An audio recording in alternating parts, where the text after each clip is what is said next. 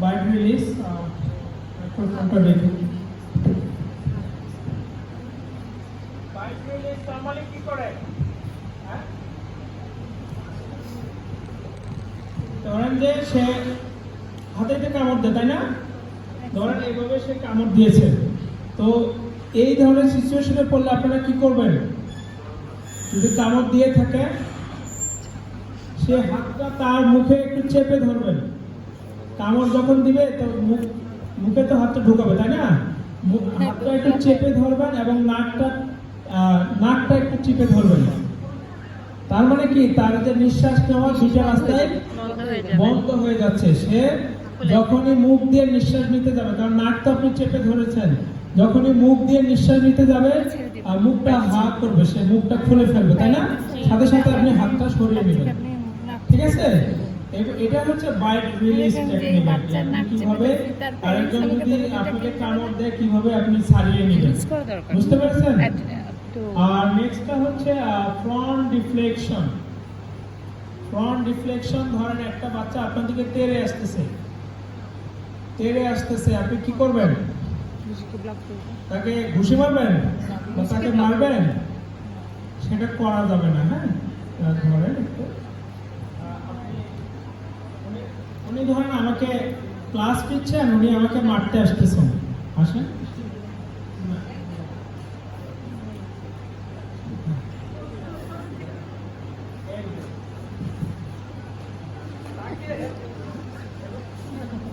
ডিফ্লেকশনে তাকে ডিস্ট্রাক্ট করবেন, আপনি একদিকে সরিয়ে দিবেন। হ্যাঁ, সরিয়ে দিবেন একদিকে, ঠিক আছে?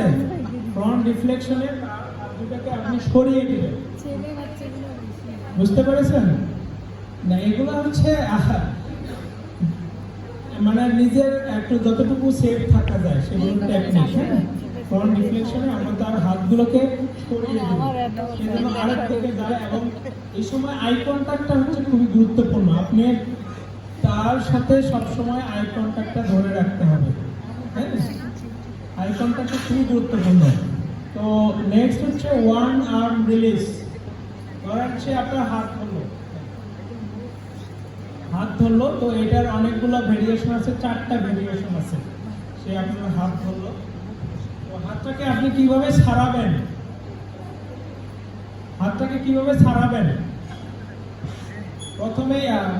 প্রথমে যেটা হচ্ছে যে আপনি হাতটাকে শক্ত করে মুঠো করবেন। হ্যাঁ, মুঠো করে দেখবেন তার এই যে যেখানে ফাঁকাটা থাকে আর কি, যেখানে মুঠোটা তার পুরোপুরি মেকআপ হয় না, সেই জায়গা দিয়ে আপনি হাতটা এভাবে সরিয়ে নেবেন। সেটাতে কি, এটার মূল উদ্দেশ্য হচ্ছে যে আপনি নিজেও ইনজুর্ড হবেন না, আপনার যে বিহেভিয়ারটা করতেছে চ্যালেঞ্জিং সেও ইনজুর্ড হবে না। হ্যাঁ, হাতটাকে সারিয়ে নেবেন। আবার হাতটা ধরেন অনেকগুলো টেকনিক, 4টা ভেরিয়েশন আছে। তো আমি একটা দেখালাম, ধরেন যে আমি এভাবে ছাড়িয়ে নিলাম। তারপরে আরেকটা আছে, আপনি হাতটাকে উপরে উঠাবেন, এই যে উপরে উঠাবেন, এই জায়গাটা দিয়ে টান দিবেন। এই সবসময় এই যে এইখানে এই যে আঙুলগুলোর মধ্যে যে ফাঁকাটা থাকে, এই জায়গাটায় আপনার হাতটাকে আগে সরিয়ে নেবেন, ওই দিক দিয়ে টান দিবেন।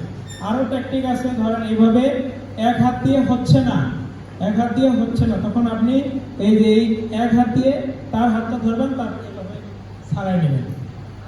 এগুলোর মূল উদ্দেশ্য হচ্ছে যেন অ্যাবিউজ না হয়। হ্যাঁ, আমরা যেন নিজেরও সেফ থাকি, শিক্ষার্থীও সেফ থাকে।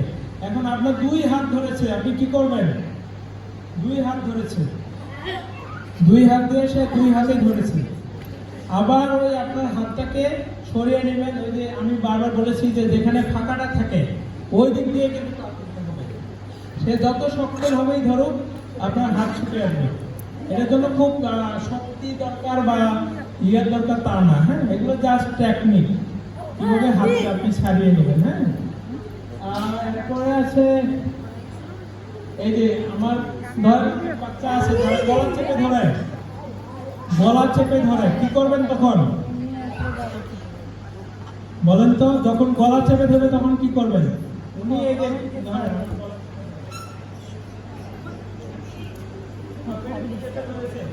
হতে পারে না। হ্যাঁ, জাস্ট আপনার ডান হাতটা উঁচু করবেন। হ্যাঁ, ডান হাতটা উঁচু করে একটা মোচড় দিবেন। বুঝতে পারছেন? আবার পিছন থেকেও ধরতে পারে, এটা ধরলো ফ্রন্ট, ব্যাকও ধরতে পারে। আচ্ছা ব্যাকে ধরো তুমি, এই যে ব্যাকে ধরেছে, আমি কি করবো এবার? হ্যাঁ এভাবে। আবার হাতটা এভাবে উঁচু করব, উঁচু করে এবার উল্টা পাশে দেখেন ছুটে গেছে। এরকম মানে কিছু কিছু আবার মাথার চুল ধরে, এটা খুবই একটা কমন। চুল ধরে, সামনে থেকে চুল ধরলে দেখেন হ্যাঁ এক হাত দিয়ে ধর, এই দেখেন এটাকে আমি কিভাবে সুন্দরভাবে এটাকে ইয়ে করা যায়। এই দুই হাতে আপনি এভাবে চেপে ধরবেন, চেপে ধরে কি করবেন, এই আঙ্গুলগুলো ভিতরে ঢুকাবেন। চেপে ধরবেন কেন? স্টেবিলাইজ করার জন্য, সেই জন্য আপনার চুলটা টেনে ধরতে না পারে। হ্যাঁ এইভাবে এই আঙ্গুলগুলো ঢুকাবেন, ঢুকায় এই সুন্দরভাবে পিছাবেন, দেখবেন যে চুল ছুটে গেছে। হ্যাঁ আবার পিছন থেকেও ধরতে পারে, পিছন থেকেও ধরতে পারে, পিছনে ধরেন। এটারও সেম, আপনার আগে স্টেবিলাইজ করতে হবে। এই যে এই হাতে আগে চাপ দিতে হবে, চাপ দিয়ে তারপরে আপনি এই যে আঙ্গুলগুলো তার হাতের নিচে ঢুকাবেন, এই যে বুড়ো আঙ্গুল দুটো ঢুকায়ে। এটা দুটো টেকনিক আছে, আপনি যদি এভাবে ছেড়ে দিল তো দিল, আর যদি একান্তই না দেয় তাহলে আপনি এই যে তার বডির সাথে ঠেল দিয়ে এইভাবে ইয়ে করবেন, দেখেন হাত ছুটে যাবে।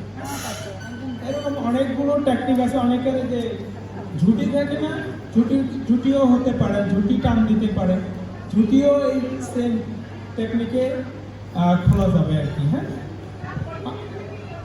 সরি, ও সিমটি দিলে, চিমটি দিলে তো আপনার আগে থেকে সচেতন হতে হবে যে চিমটি যেন না দিতে পারে। হ্যাঁ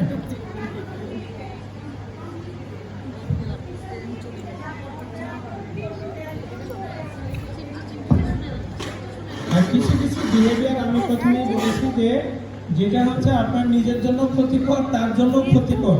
হ্যাঁ ওই টেকনিক গুলো আমি বলে দিচ্ছি। এর বাইরেও বাচ্চারা তো হাজার রকমের বিহেভিয়ার করে না?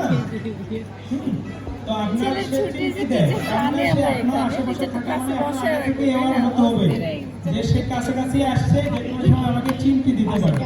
এবং যে কামড়াবে তাকে তো আমি হাত বাড়িয়ে দিব না যে কামড়াও। হ্যাঁ আমরা তার কাছে গেলে আগে থেকেই সচেতন থাকি, কিন্তু তারপরে এই ঘটনাগুলো ঘটে যায়। ফার্স্ট ঠিক আছে, এতদিন আমি তো আসতাম, এখন তো ওকে নিয়ে আসছি, একটু ফার্স্ট